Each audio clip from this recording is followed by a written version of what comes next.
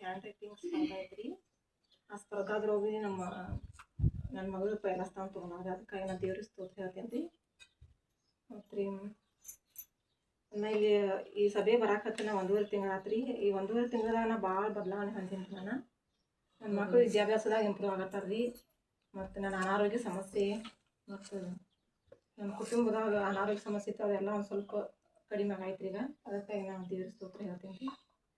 ಮತ್ತು ಇವ್ರ ಬ್ರದರ್ ಕೊಡೋ ಸಂದೇಶ ಮತ್ತು ಇವ್ರು ಕಳಿಸೋ ವಾಕ್ಯದಿಂದ ನನಗೆ ಇದೆಲ್ಲ ಬದಲಾವಣೆ ಆಗೈತೆ ಅಂತ ಹೇಳ್ತೀನಿ ರೀ. ಮತ್ತು ಬರೋಕ್ಕಿಂತ ಮುಂಚೆ ನಾನು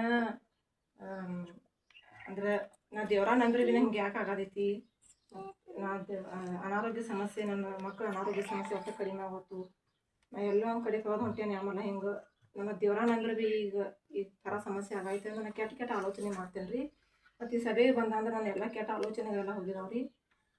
ಮತ್ತು ಈ ಬ್ರದರ್ ಪ್ರೇಯರ್ದಿಂದ ನನಗೆ ಭಾಳ ಬಲ ಹೊಂದ್ಕೊಡೋದಿದ್ರು. ನಾ ಬ್ರದರ್ಗೆ ಥ್ಯಾಂಕ್ಸ್ ಹೇಳ್ತೇನೆ ರೀ. ಇವರಿಂದ ಭಾಳ ನಮಗೆ ಹೆಲ್ಪ್ ಆಗತ್ತಾರೆ ಇವ್ರು ನಮಗೆ ಬ್ರದರ್ ರೀ. ದೇವ್ರು ಇವ್ರ ಆಯುಷ್ಯ ಆರೋಗ್ಯನ ಕಾಪಾಡಲಿ, ಇವ್ರ ಕುಟುಂಬವನ್ನು ಕಾಪಾಡಲಿ.